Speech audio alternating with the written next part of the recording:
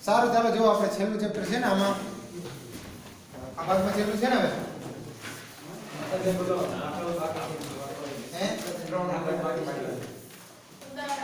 ઉદાહરણ બાકી છે ચાલો એની વાત પહેલા કરતી કયું ઉદાહરણ 45 પેજ નંબર કેટલા છે 155 જો એ તો કાલ મેં વધારે થતા છે એટલે હોમવર્ક મને આપ્યો જોઈ લેજો ચાલો હોમવર્ક માં જ કરવાનું છે હો મારે કરાવવાનું નથી શું છે જો પેલા cos ઇન્વર્સ ની અંદર છે sin x તો જો પેલી રીતથી વિકલન કરીએ કે cos ઇન્વર્સ x નું સૂત્ર વાપરી અને પછી અંદર sin x નું વિકલન ગુણે અથવા તો અહીંયા શું કર્યું ડાયરેક્ટ લખ્યું જો કે sin ને શેમાં ફેરવી નાખ્યું cos માં cos ઇન્વર્સ ની અંદર જે sin છે ત્યાં શું લખીએ તો cos π/2 x લખીએ ગઈ અને cos π/2 x જે છે બાર cos અને અંદર cos ઇન્વર્સ જો એના મર્યાદિત પ્રદેશમાં સાઈડમાં લખ્યું છે આવે x સાઈડમાં લખેલ છે ને કૌંસમાં -π/2 x π/2 એટલે એ cos ઇન્વર્સ ને cos કેન્સલ થાય એટલે જવાબ શું મળશે એનો π/2 x કેના બરાબર fx બરાબર હવે વિકલન કરવાનું π/2 નું વિકલન શું થાય 0 અને x નું 1 એટલે આગળ નિશાની માઈનસ છે એટલે -1 જવાબ મળશે બરાબર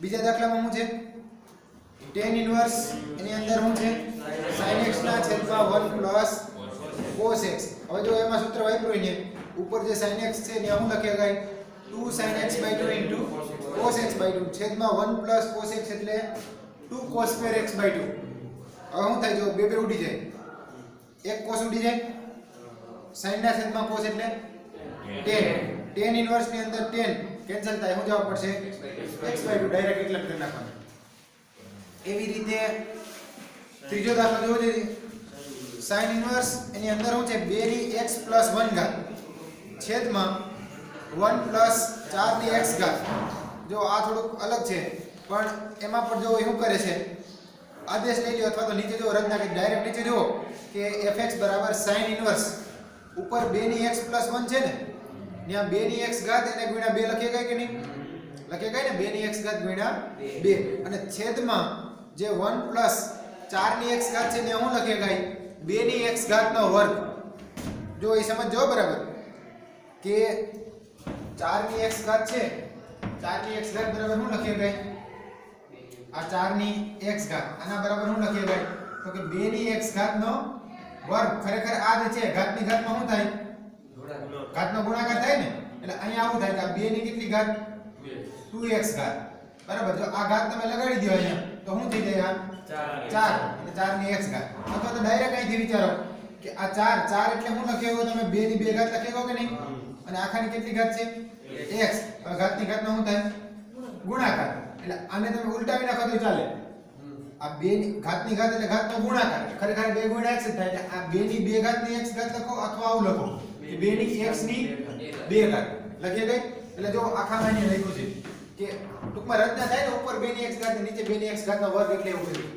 તો હવે શું થઈ ગયું જો પછી આદેશ લઈ લીધો કે 2 ની x ઘાત બરાબર tan થીટા એ ઉપર લખ્યું જો 2 ની x ઘાત બરાબર શું લીધું tan થીટા તો ઉપર શું થઈ ગયું તો કે 2 tan થીટા ના છેદમાં 1 પ્લસ tan સ્ક્વેર થીટા એટલે એ જે છે સૂત્ર બની ગયું sin 2 થીટા નું હવે sin ઇન્વર્સ અને sin કેન્સલ થાય એટલે 2 થીટા એટલે શું થીટા એટલે tan ઇન્વર્સ 2 ની x ઘાત અને પછી વિકલન કરવાનું સૂત્ર છે ને tan ઇન્વર્સ x નું વિકલન શું થાય 1/1 પ્લસ x સ્ક્વેર અને અહીંયા પાછું આ જે છે એનું વિકલન ગુણ છે 2 ની x ઘાત નું વિકલન ગુણ એટલે 2 ની x ઘાત નું શું થાય 2 ની x ઘાત અને ગુણ્યા log 2 એ ગુણાકારમાં આવશે બરાબર એટલે હોમવર્કમાં કરી લેવાનું બીજું કઈ બાકી હતું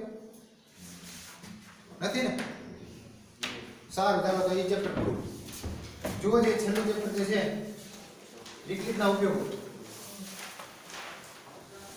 તો આ ચેપ્ટર જે છે બહુ લાંબુ છે અને દાખલા જે છે મોટા છે પણ થોડોક ભાગ જે છે કાઢી નાખો વિકલિતના ઉપયોગ એટલે આમાં વિકલનનો જ ઉપયોગ આવે વિકલનનો ઉપયોગ કરીને કુટ પ્રશ્ન જે હોય ને સોલ્વ કરવાના છે એમાં જો અલગ અલગ જે પાર્ટ છે ને એમાં પહેલો ભાગ છે રાશિમાં થતા ફેરફાર બરાબર આનું એક સ્વાધ્યાય છે આખું નાનું ચેપ્ટર થાય એવો એક સ્વાધ્યાય છે બુક નથી બુક કે બુક સામાન્ય લઈ કોણ લઈ ગયું તો લગાવી પણ અપડાઉન લઈને આવવાનો બુક વગર નહીં આવતો. તો જો પેલું જે છે કોકની બાજુ બેસી જા, પાછળ બેસી જા. પેલો જે ભાગ છે રાશિમાં થતો ફેરફાર, બરાબર, એક સ્વાધ્યાય આનું છે. પછી ઈ 6.1 પૂરું થાય પછી જે બીજો મુદ્દો શરૂ થાય છે વધતા ઘટતા વિધેય, બરાબર. એટલે આ આખું ચેપ્ટર જે છે પાર્ટ વાઇઝ છે. આગળનામાં કેમ હતું કે પ્રચલ નું વિકલ્પ, એમાં એના જ દાખલા આવે. પછી એના પછી ઈ રેસ ટુ વાળી વાત અથવા લઘુગુણકીય વિધેય એના જ દાખલા આવે. એવી રીતે આમાં પણ એક ચેપ્ટર જે એક સ્વાધ્યાય જે છે એક મુદ્દા ઉપર છે. એટલે બીજો મુદ્દો છે વધતા ઘટતા વિધેય. એટલે આખું વધતા ઘટતા વિધેયની થિયરી અને પછી એના દાખલા. ઈ સ્વાધ્યાય પૂરું થાય પછી એના પછીની જે વાત છે સ્પર્શક અને અભિલંબ, બરાબર. સ્વાધ્યાય 6.2 પૂરું થાય પછી સ્પર્શક અને અભિલંબ એની આખી થિયરી અને એનું એક સ્વાધ્યાય છે 6.3. એના પછી 6.3 પૂરું થાય પછી આસન મૂલ્ય અને ત્રુટિ આવશે. આસન મૂલ્ય હા નીકળી ગયા, જેમાં બે નીકળી ગયા પણ આ તો ખાલી વાત કરી. એટલે આસન મૂલ્ય એનું આખું સ્વાધ્યાય એનો ભાગ છે, બરાબર. એના પછી છેલ્લે આવશે મહત્તમ તથા ન્યૂનતમ મૂલ્યો. એમાં અલગ અલગ સ્થાનીય મહત્તમ ને સ્થાનીય ન્યૂનતમ, વૈશ્વિક મહત્તમ ને વૈશ્વિક ન્યૂનતમ એ ચાર વાત આવશે. ઈ અને એનું છેલ્લું સ્વાધ્યાય છે 6.5, બરાબર. અને 6.5 પૂરું થાય પછી ચેપ્ટર પૂરું થઈ જાય, બરાબર. પ્રકરણના ઉદાહરણ આવે છે. એમાં ખાસ આ ચેપ્ટરની અંદરથી 8 માર્કનું ચેપ્ટર જે છે એક 4 માર્કનો દાખલો પૂછાય છે. અને સૌથી વધારે અઘરો આ ચેપ્ટરનો દાખલો પડે એટલે વ્યવસ્થિત તૈયારી કરવાની પહેલેથી. દાખલાની બરાબર પ્રેક્ટિસ કરવાની. તમારી જેવા ફિઝિક્સમાં દાખલા આવે ને એ પ્રકારના દાખલા આમાં અડધા આવશે છેલ્લે. એ જે આ ભાગ છે ને છેલ્લો ભાગ જે મહત્તમ ન્યૂનતમ વાળો, એમાં થોડાક વિચારવા પડે એવા દાખલા છે. શરૂઆતમાં હેલો હશે પછી છેલ્લા સ્વાધ્યાયમાં આવશે. પણ આ વખતે જે છે ઘણું બધું કાઢી નાખ્યું છે. બે મુદ્દા કાઢી નાખ્યા. કયા એક 6.1 કાઢી નાખ્યો ને, આખો વૃદ્ધિ દર વાળો મુદ્દો કાઢી નાખ્યો. એટલે એને લગતા જે છેલ્લા સ્વાધ્યાયમાં દાખલા આવે નીકળી જાય. અને એક 6.4 એટલે આસન મૂલ્ય અને ત્રુટિ કાઢી નાખ્યો. સ્વાધ્યાય નથી નીકળ્યા, જોઈ લેવું કઈ વાંધો. ચાલો ને તો હજી વાર છે. ટૂંકમાં આને લગતા છે ને આની જેવા ઈ કાઢી નાખે છે. આ સ્વાધ્યાયનો મુદ્દો આમાંથી જે આવતા છે ને ઈ કાઢી નાખે છે. પણ કાંઈ વાંધો નહીં, તો છેલ્લે વાત છે. પછી અત્યારે 6.1 કાઢી નાખ્યું એટલે આપણે 6.1 ની થિયરી કે ઉદાહરણ કે 6.1 સ્વાધ્યાય કંઈ જોવાનું નથી. સીધું જો બીજો મુદ્દો જે છે વધતા ઘટતા વિધેય. થિયરી જોવો છે કે આ વિભાગમાં વિધેય વધે છે અથવા ઘટે છે અથવા બંનેમાંથી કંઈ પણ થતું નથી. તે નક્કી કરવા આપણે વિકલિતનો ઉપયોગ કરશું કે વિધેય વધે અથવા ઘટે કે બેમાંથી એક કંઈ નથી થતું, વધતું નથી ઘટતું નથી એમ. તો જો એના માટે એક શરૂઆતમાં ઉદાહરણ લીધું fx = x નો વર્ગ. આનો આલેખ જે છે આકૃતિમાં દર્શાવ્યા પ્રમાણે પરવલય આકારનો મળે અને સાઈડમાં બે બાજુ કિંમતો લીધી. જો fx = x નો વર્ગ આવું જે લઈએ આપણે f of x = x નો વર્ગ. તમે અહીંયા x ની કિંમતો લેતા જાઓ તો સામે તમને fx ના જવાબ મળતા જાય કે x = 1 લઈએ તો 1 નો વર્ગ 1, x = 2 લઈએ તો 2 નો વર્ગ 4, બરાબર. x = 0 લઈએ તો 0 નો વર્ગ 0. એક બે માઈનસ સંખ્યા લઈ લઈએ કે -1 લઈએ તો -1 નો વર્ગ +1, -2 લઈએ તો +4. આનો તમે આલેખ દોરો તો x અક્ષ અને y અક્ષ 1 અને 2 એવી રીતે x અક્ષ ઉપર ઋણ કિંમતો લઈ લે -1 -2 આ 0.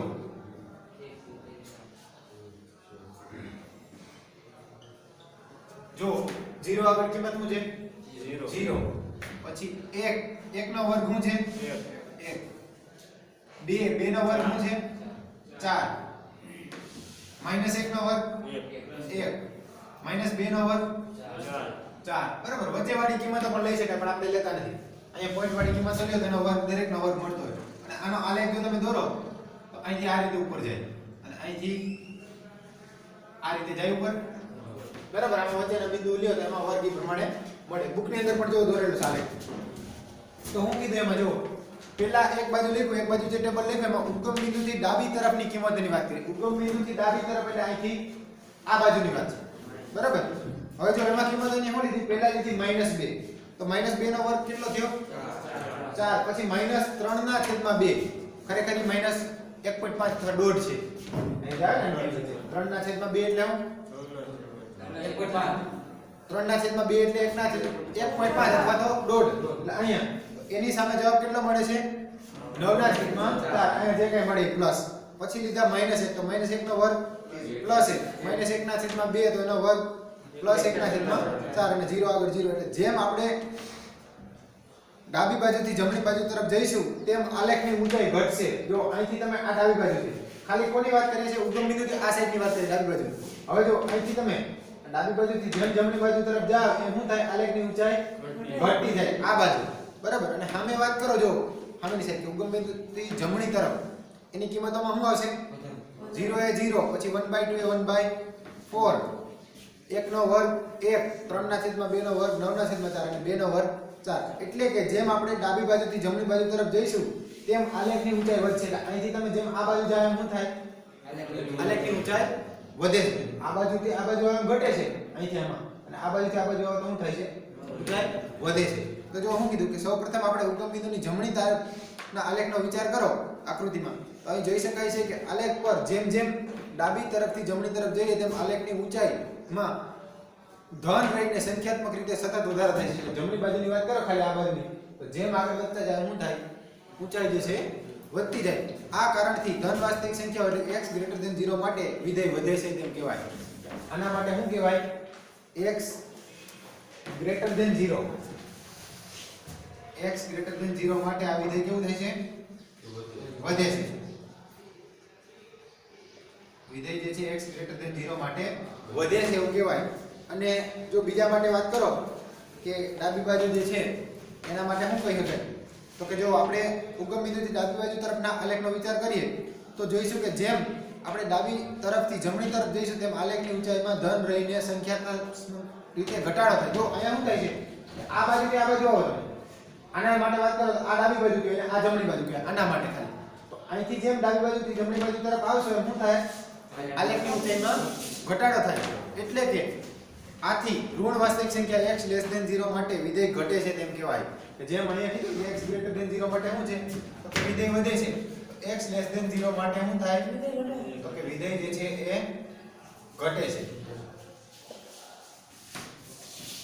હવે જો હવે આપણે કયા અંતરાલમાં વિધેય વધે અથવા કયા અંતરાલમાં ઘટે એનું વિશ્લેષણાત્મક વ્યાખ્યા જે છે એ અલગ અલગ રીતે વ્યાખ્યાઓ આપેલી છે જો એમાં અલગ અલગ ચાર વાત છે પહેલી વાત એવી છે કે એક તો ઇન્ટરવલ લઈ લઈએ i બરાબર ab એટલે આ ભાગની વાત કરશો આપણે તો આના માટે શું થાય જો તો કે અલગ અલગ જે વાત છે એમાં x1 પહેલી વાત x1 x2 અથવા ગ્રેટર ધેન લ્યો વ્યાખ્યામાં જે પ્રમાણે લીધું છે એ પ્રમાણે લઈ આપણે તો લેસ ધેન લીધું કે greater than less than greater than લ્યો તો હંમેશા શરત એ પ્રમાણે લઈ પડે જો x1 x2 આના માટે f of x1 less than or equal to f of x2 થાય x1 less than x2 માટે fx1 જો દરેક આના માટે વાત કરશો એટલે એમાં જે બુકમાં લખેલું છે હું કોઈ દર વખતે નહીં લખું કે fx1 less than or equal to fx2 થાય તો આ વિધેય જે છે એને વધતું વિધેય કહેવાય કેવું વિધેય કહેવાય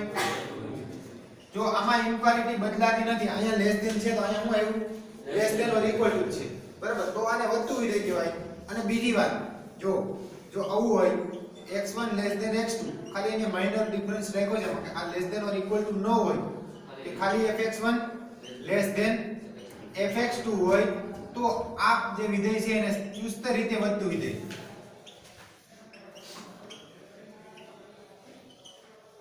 જો પેલા બુકમાં જોજો બે મુદ્દા પછી આપણે વ્યવસ્થિત ચર્ચા કરીએ પહેલી વાત શું કીધી કે x1 less than x2 એના માટે fx1 less than or equal to fx2 હોય જે x1 x2 belongs to i અને i કોને કીધો છે આપણે a થી b તો f જે છે એ a થી b પર વધતું વિધેય કહેવાય ખાલી શું કહેવાય વધતું વિધેય જો અહીંયા less than or equal to આવતું હોય તો જો less than or equal to ન હોય સ્ટ્રિક્ટલી ગ્રેટર ધેન હોય અથવા સ્ટ્રિક્ટલી લેસ ધેન હોય આના કરતા ઉલટી વ્યાખ્યા પણ આપી શકાય તો જો બીજી વ્યાખ્યામાં હું કીધું કે જો x1 less than x2 એના માટે fx1 less than fx2 હોય તો f જે છે એ b ઉપર ચુસ્ત રીતે વધતું વિધેય છે એવું કહેવાય આ જ વ્યાખ્યાને તમારે બીજી રીતે લખવી હોય તો જો આમાં ખરેખર આમ કહો કે ઇન્ક્વાલિટી બદલાતી નથી વધતા વિધેયમાં શું થાય ઇન્ક્વાલિટી બદલાય નહીં જો આ છે ને અને આમ પણ લખી કે x1 greater than x2 x1 greater than x2 આના માટે જો fx1 greater than or equal to fx2 થાય તો આને વધતું વિધેય કહેવાય. અહીંયા હું છે જો લેસ ધેન હતો તો અહીંયા less than or equal to, અહીંયા હું છે ગ્રેટર ધેન, તો અહીંયા હું છે greater than or equal to, તો પણ આને કેવું વિધેય કહેવાય? વધતું વિધેય કહેવાય. એટલે અહીંયા જે મેં પહેલો મુદ્દો લીધો ઈ અને આ બે એક જ વાત છે. અથવા આના બદલામાં જો લખવું હોય તો આવું પણ લખી શકાય કે x1 greater than x2 આના માટે શું થાય? fx1 greater than fx2, તો પણ આ જે છે એને કેવું વિધેય કહેવાય? તો કે ચુસ્ત રીતે વધતું વિધેય. એટલે આ રીતે પણ વ્યાખ્યા આપી શકાય. હવે જો ઘટતું વિધેય કોને કહેવાય? તો કે અહીંયા આ સ્વરૂપમાં જો આપણે વ્યાખ્યા આપી તો આમ આપી શકાય કે x1 less than x2 હોય, ઘટતું x1 વિધેય રીતે ઘટતું વિધેય greater than હોય. ચુસ્ત રીતે ઘટતું વિધેય છે ને greater than હોય. એવું ગ્રેટર ધેન લેસ ધેન માટે જરૂર નથી, બે રીતે વ્યાખ્યા આપી શકાય. અહીંયા હું છે ખાલી યાદ રાખવાનું છે, આમાં ઇક્વાલિટી સમાન રહે. અહીંયા હું જો આ તો બુકમાં આપ્યું જ નહીં, આપ્યું છે બુકમાં ઇક્વાલિટી બદલાય. જો હવે સમજો ઘટતું વિધેય કોને કહેવાય? અહીંયા x1 લેસ ધેન x2 છે. હવે આની સામે શું થતું હોય? તો કે આની સામે આવું થતું હોય fx1 greater than or equal to fx2. ખબર પડે કે નહીં? લેસ ધેન ગ્રેટર ધેન હારે કોઈ મતલબ નથી એને, પણ હું જોઈએ જો અહીંયા લેસ ધેન હોય તો અહીંયા less than or equal to હોવું જોઈએ, તો એ વધતું વિધેય. ઇક્વાલિટી યાદ રાખવાનું, ઇક્વાલિટી સમાન હોય તો વિધેય કેવું થાય? વધતું. ઇક્વાલિટી ઉલટાઈ જતી હોય તો વિધેય કેવું થાય?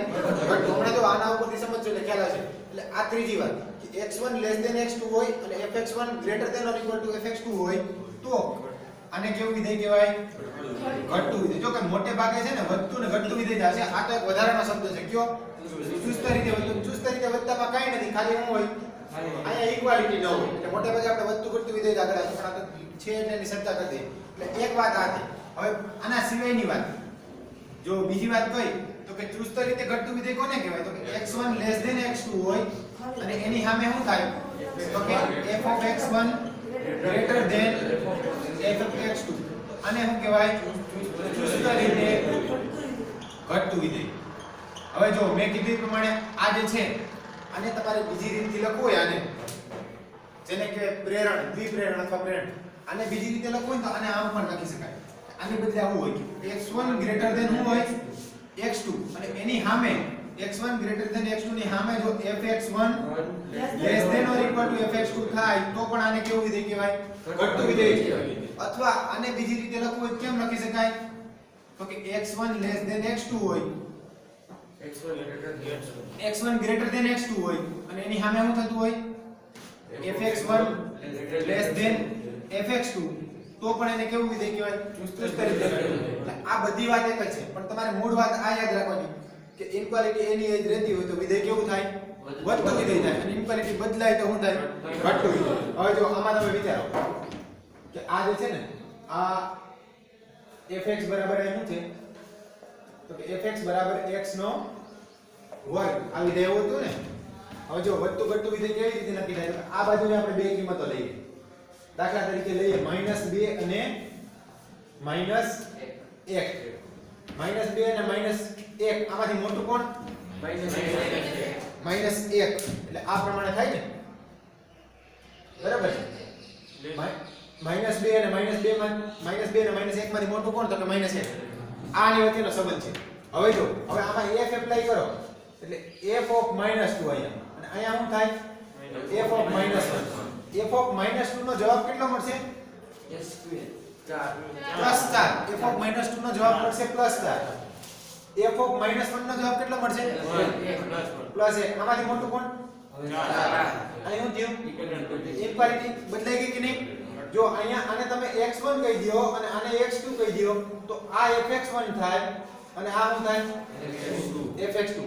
x1 less than x2 છે પણ fx1 greater than fx2 છે, તો આનો અર્થ શું થયો? આ વિધેય કેવું થાય? ઘટતું વિધેય. અહીંયા વિચારો આ બાજુની કિંમતો લ્યો, 1 અને 2 લ્યો અથવા 2 અને 1 લ્યો. 2 અને 1 અને 2 લઈએ. જો 1 અને 2 માં વિચારો તો શું થાય? મોટું કોણ આમાં? 2 મોટા છે, બરાબર છે? હવે અહીંયા f of 1 લઈએ અને બીજી કિંમત લઈએ f of 2. f of 1 એટલે શું થાય? 1 નો વર્ગ. f of 2 એટલે શું થાય? 4. આમાં મોટું કોણ? ઇક્વાલિટી શું થાય? એની જ રહી. તો આ વિધેયને કેવું વિધેય કહેવાય? વધતું વિધેય. ટૂંકમાં માઈનસ પ્લસ આરે કોઈ મતલબ નથી, લેસ ધેન ગ્રેટર ધેન આરે કોઈ મતલબ નથી. જેમ તમે કિંમત વધારતા જાઓ એમ સામે કિંમત વધતી જતી હોય તો એ વધતું વિધેય. જેમ કિંમત ઘટાડતા જાવ એની સામે જો ઘટતી જતી તો એ વધતું વિધેય છે. પણ જો તમે કિંમત વધારો છો છતાંય સામે કિંમત શું થાય છે? ઘટે છે. તો એને કેવું વિધેય કહેવાય? ઘટતું વિધેય. એટલે જો આ ચારે ચાર વાત આપી છે બુકની અંદર વ્યાખ્યાના સ્વરૂપમાં, એટલે તમારે એક તૈયાર કરવાની છે, યાદ રાખવાની છે બરાબર. હવે જો નીચે જે છે અલગ અલગ આલેખ આપ્યા છે. પહેલો આલેખ છે જો એ વધતું વિધેય છે. શું થયું જો એમાં ઉપર જાય છે અને પછી વચ્ચે ત્યાં લીટો જે છે સેજ ત્રાસો થાય અથવા સીધો, ખરેખર ઈ સીધો હોવો જોઈએ. લીટો જે છે ને સેજ ત્રાસો દેખાય છે, બાકી ઈ આ રીતે છે કે અહીંથી પહેલા વધે છે આમ, પછી શું થાય છે? સમાન રહે છે, પછી ઉપર જાય છે. એટલે આ જે છે એ વિધેયને કેવું વિધેય કહેવાય? વધતું વિધેય. જે આપણે વાત કરી કે વધતા વિધેયમાં શું હોય? ઇક્વાલિટી આવી શકે, બરાબર થઈ શકે કિંમતો. બે બિંદુ આગળ કિંમત સરખી મળી શકે એટલે એ આ પ્રમાણે આવે. એટલે એ વધતું વિધેય છે. પછી જો બીજામાં શું છે? ચુસ્ત રીતે વધતું વિધેય. સતત આલેખ જે છે કેમ જાય છે? ઉપર જાય છે. પછી ત્રીજામાં જો ઘટતું વિધેય છે, એમાં ખરેખર પહેલા કિંમત ઘટે છે, પછી સીધો લીટો છે, પછી કિંમત પાછી ઘટે છે. એટલે આને કહેવાય ઘટતું વિધેય. જો ચુસ્ત રીતે ઘટતું વિધેય હોય તેમાં શું થાય? સતત કિંમત ઘટતી હોય, બરાબર. અને છેલ્લું ચોથું જે છે ન વધતું વિધેય ન ઘટતું વિધેય.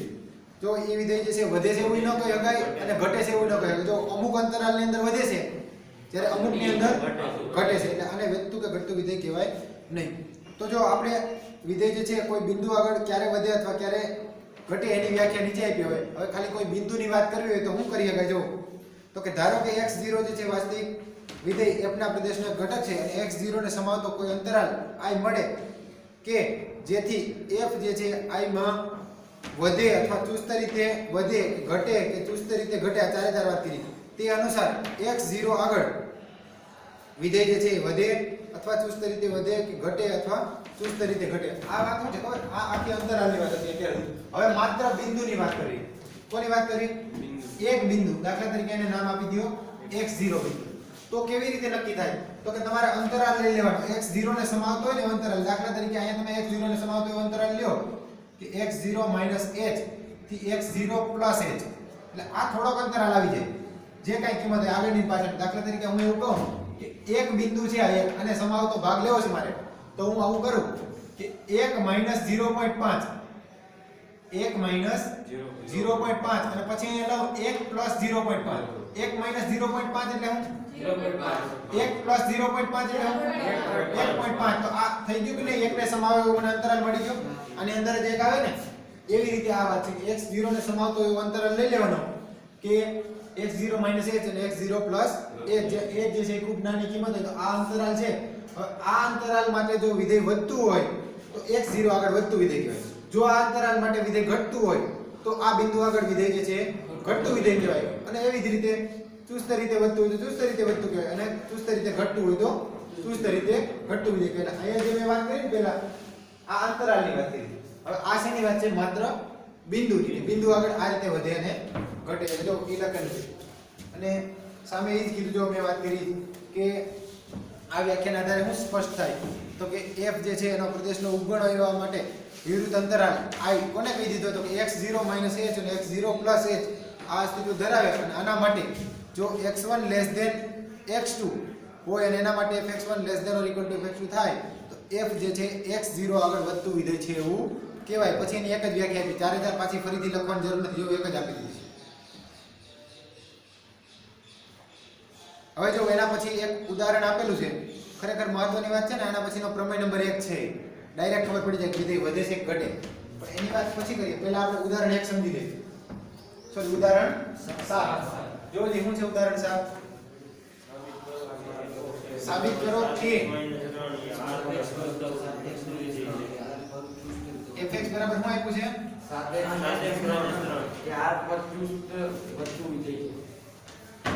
fx બરાબર આપ્યું છે 7x - 3. f of x બરાબર 7x - જો પછી આ રીત નહીં વાપરીએ. આનો શરૂઆત છે એટલે આ આપણે રીત વાપરીએ છીએ, જે વ્યાખ્યાવાળી રીત કરી. આ સાબિત શું કરવું છે? r પર વધતું વિધેય છે. વધતું વિધેય હોય તો મારે સાબિત કરવું પડે કે x1 > x2 અથવા તો આપણે વ્યાખ્યા મૂળ લેતા લેતા હતા ને x1 લેસ ધેન x2 આના માટે મારે શું સાબિત કરવું પડે f of x1 less than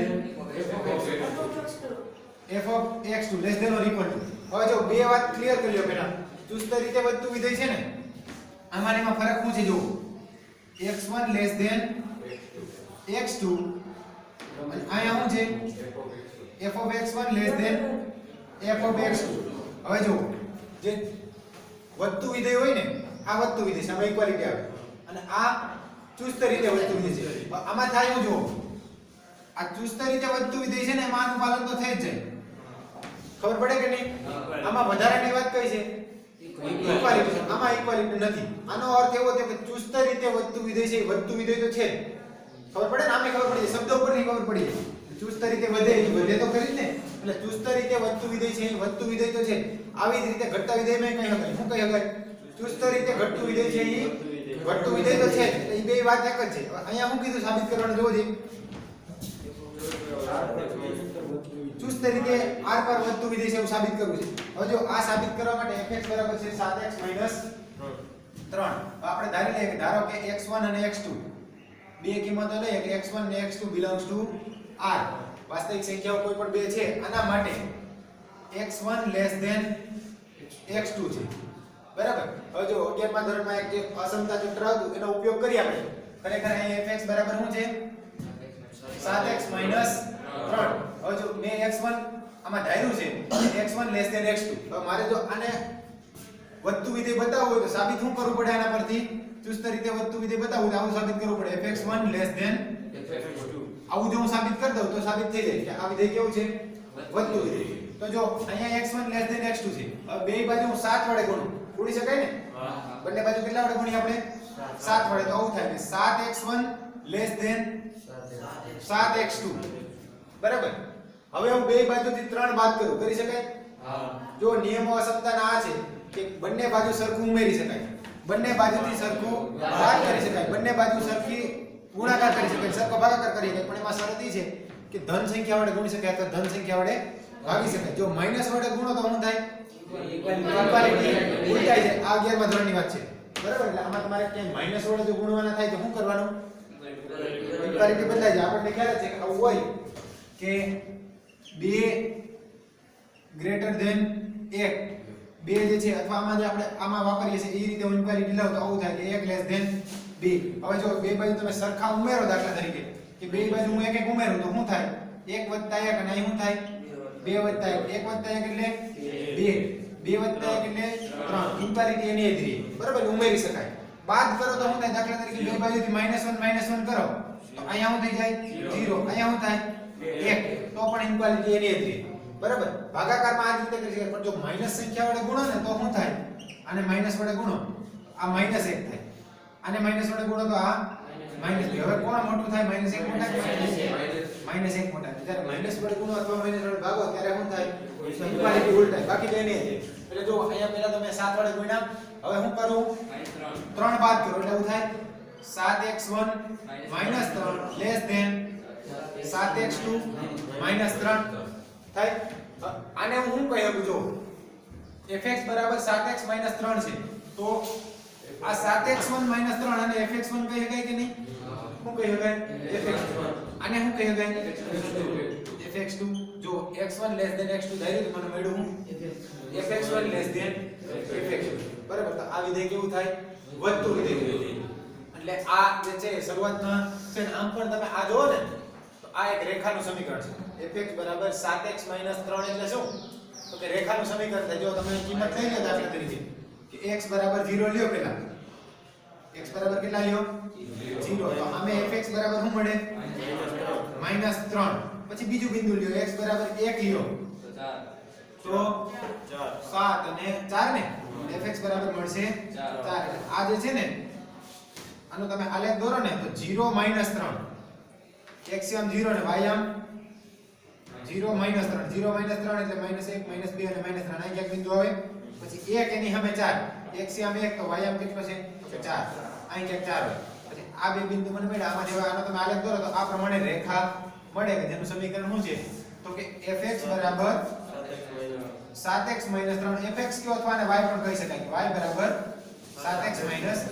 હવે જો આમ વિચારો છે જેમ તમે ડાબી બાજુથી જમણી બાજુ તરફ જાય આ કિંમત કેવી થવાની વધવાની કે નહીં અહીંથી જેમ આ બાજુ આવ્યો એમ આ કિંમત કેવી થતી જાય ઉપર થતી જાય વધતી જાય એટલે વિધેય કેવું છે વધતું વધે છે એટલે આ ઉદાહરણ નંબર 7 છે હવે જો મહત્વની વાત આ છે બધા દાખલામાં અને MCQ માં આપણે આ જ રીત વાપરશું પ્રમેય નંબર 1 જોજો ધારો કે વિધેય f જે છે સવૃત અંતરાલ ab પર સતત અને વિવૃત અંતરાલ પર વિકલનીય કોઈ વિધેય જે છે એ સતત અંતરાલ ઉપર સતત અને વિકલનીય હોય તો એના માટે જો આ અલગ અલગ ત્રણ મુદ્દા લાગુ પડે કયો મુદ્દો તો કે પહેલો પ્રત્યેક x belongs to ab માટે f' x greater than 0 હોય તો ક્લોઝ ઇન્ટરવલ ab ઉપર ચુસ્ત રીતે વધતું વિધેય કહેવાય જો આ પહેલી શરત કઈ તો કે f' x એટલે અહીંયા જે fx હોય ને આના પરથી શું કરવાનું વિકલન જો f' x greater than 0 હોય f' x કોઈ અંતરાલ ab આ અંતરાલની વાત કરીએ આપણે આ શેના માટે વાત કરીએ તો એક અંતરાલમાં વિધેય છે આના માટે જો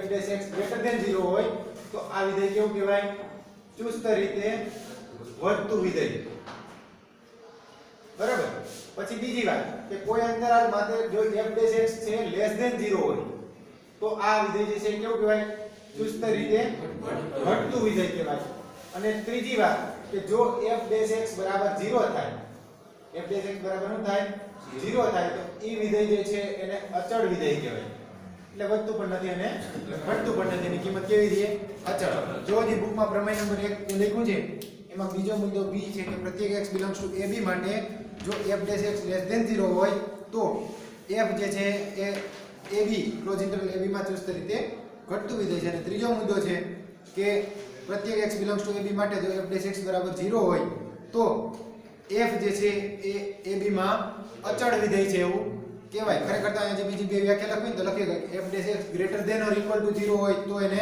વધતું વિધેય કહેવાય અને f' x less than or equal to 0 હોય તો એને ઘટતું વિધેય કહેવાય પણ આને ખાલી ચુસ્ત રીતે વધતું વિધેય અને ચુસ્ત રીતે ઘટતું વિધેય જે છે એ જ લીધું છે બરાબર એટલે આ મુદ્દો મહત્વનો છે જો આના પરથી તમારે હવે સાબિત કરવું તો ડાયરેક્ટ કરીએ આના માટે f' x કરો જે શું થાય f' x ઉદાહરણ 7 માં 7 શું થાય વિકલન આનું વિકલન શું થાય 7 f' x બરાબર શું થાય તો કે 7 થાય x નું 1 અને -3 નું 0 7 એટલે greater than 0 કે less than 0 greater than 0 તો અહીં સીધું જ કહી દેવાનું કે f' x greater than 0 હોવાથી વિધેય કેવું છે વધતું વિધેય ટૂંકમાં વિકલન જે છે greater than 0 મળે તો વિધેય વધતું વિધેય વિકલન less than 0 મળે તો ઘટતું વિધેય બરાબર ચાલો આટલી થિયરી જોઈ લ્યો પછી આગળ જઈએ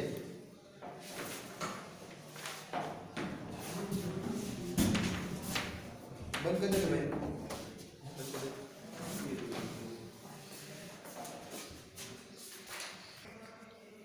બે પેલો દાખલો જો છે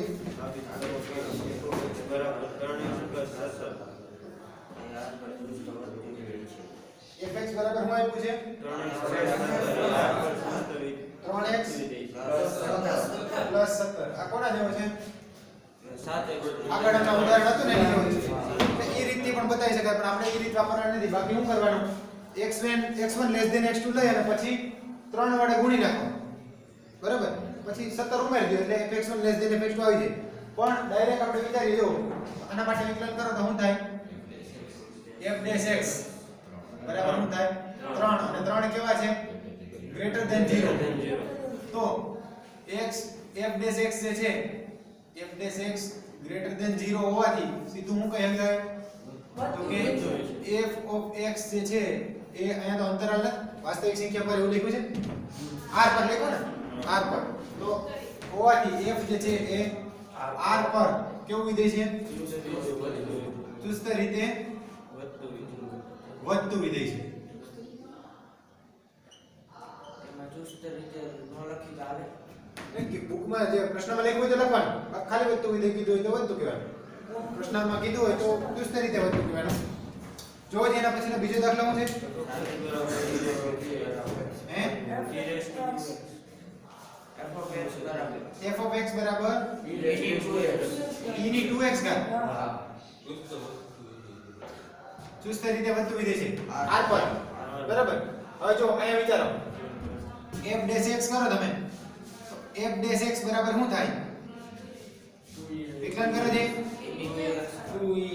2e raised to 2x એમ ને અને કોનો વિકલન ગુણે 2x નું એટલે શું થાય 2e 2 બરાબર.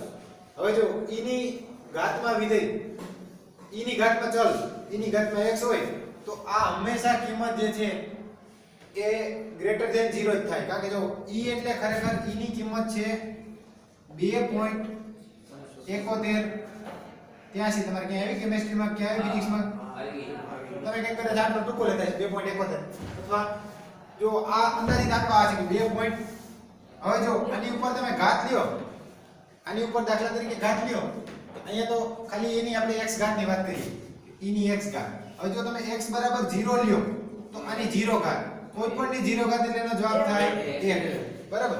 હવે કોઈ પણ ધન ઘાત લેવો તો શું થવાનું? આંકડો મોટો થઈ જવાનો. આનો 2 ઘાત લ્યો, 3 ઘાત લ્યો, 4 ઘાત લ્યો, 5 ઘાત લ્યો, કેવા થવાના? ગ્રેટર ધેન 0 જ થાય હંમેશા બરાબર. હવે જો માઈનસ ઘાત લ્યો તો શું થાય? દાખલા તરીકે અહીંયા x બરાબર કેટલા લ્યો? -1. આની -1 ઘાત લ્યો તો આવું થાય કે 2.71 આની કેટલી ઘાત? -1 ઘાત. અને ખરેખર -1 ઘાત એટલે આને 1 ના છેદમાં લખી દે કે નહીં? એટલે 1 ના છેદમાં 2.71 આનો તમે ભાગાકાર કરશો તો આ જવાબ કંઈક મળશે 0. 1 ભાગ્યા 2.71 કરશો એટલે શું મળશે? 0. કંઈક આંકડા આવશે. પણ કેવો આવશે? જવાબ તો ધન જ આવશે. 0.36 જે કાંઈ આવે પણ જવાબ કેવો આવે? ધન આવે. પછી જો માઈનસ ગમે એવડી મોટી ઘાત લ્યો કે -5 ઘાત લ્યો તો પણ આને કેમ લખી શકાય? 1 ના છેદમાં 2.71 ની કેટલી ઘાત? 5 ઘાત. અને આ આંકડો બહુ મોટો આવે પણ 1 ભાગ્યા કરશો એટલે 0.000 કંઈક આવશે સંખ્યા. પણ કેવી આવશે? હંમેશા ધન. એટલે e ની જે x ઘાત છે એક્સપોનેન્શિયલ વિધેય જેને કહેવાય, એક્સપોનેન્શિયલ ફંક્શન, આ હંમેશા કેવું થાય? ગ્રેટર ધેન 0 બરાબર. અને તમે જો આગળ કદાચ બે પેલું લઘુગુણક વિધેય હતું ત્યારે એના આલેખ પણ આપ્યા. વિકલનમાં જો તો આગળ આલેખ આપ્યા કે નથી આપ્યા? લોગ વાળી વાત કરી ને આપણે ત્યારે ન્યાયના આલેખ હતા લગભગ. હે છે એની x ઘાત વાળા વિધેયના આલેખ છે કે નથી? નથી છે. હવે હું નથી. પેજ નંબર 141 જો 141 ઉપર જો y બરાબર e રેસ ટુ x દેખાય આલેખ, નીચે વાળો આલેખ 5.11 દેખાય ને? જો એમાં ઉપર ખાલી y બરાબર e રેસ ટુ x લખ્યું છે. હવે e ક્યાં છે? x અક્ષની ઉપર જ છે. વધે એના કરતા બીજી વાત જો વધે તો ખબર પડે પણ હંમેશા એ કિંમત કેવી રહે? ધન રહે. ક્યાંય ઋણ થતી નથી. જો x અક્ષની ઉપર જ રહે છે. ખાલી આ વાત છે આ e રેસ ટુ x વાળું. અને આલેખની દ્રષ્ટિએ જો તો પણ શું થાય? તો કે વિધેય વધે એટલે અહીંયા f ડેશ x શું થયું? તો કે f dash x greater than 0 માટે f dash x greater than 0 હોવાથી fx બરાબર e રેસ ટુ 2x એ કોના ઉપર? r પર ચુસ્ત રીતે વધતું વિધેય છે.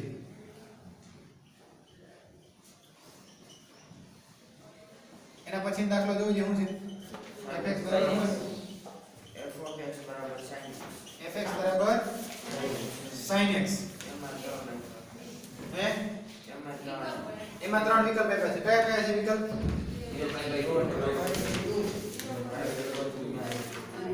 હે 0 થી π/2 એના ઉપર વધતું વિધિ સાબિત કરું છું. પછી π/2 થી π એના ઉપર ઘટતું વિધિ સાબિત કરું છું. અને 0 થી π માં વધતું નથી ને ઘટતું નથી. તો જો અહીંયા ડાયરેક્ટ લઈ લે આપણે, કારણ કે વિધેય તો એક જ છે એટલે વિકલન તો એક જ થવાનું, પણ પછી વિચારવાનું અલગ અલગ છે. આનું વિકલન કરો તો શું થાય? sin x નું વિકલન શું થાય? cos x બરાબર. હવે પહેલો વિકલ્પ શું છે? 0 થી π/2. આના માટે 0 થી π/2 એટલે કયું ચરણ? પ્રથમ ચરણમાં cos ની કિંમત કેવી હોય? ધન. બધાય ધન હોય. એટલે પ્રથમ ચરણ 0 થી π/2 માટે f ડેશ x એટલે કે cos x શું થવાનું? ગ્રેટર ધેન 0 થાય. ગ્રેટર ધેન 0 થાય. ગ્રેટર ધેન 0 થાય તો શું થાય? 0 થી π/2 માટે વિધેય જે છે કેવું થાય?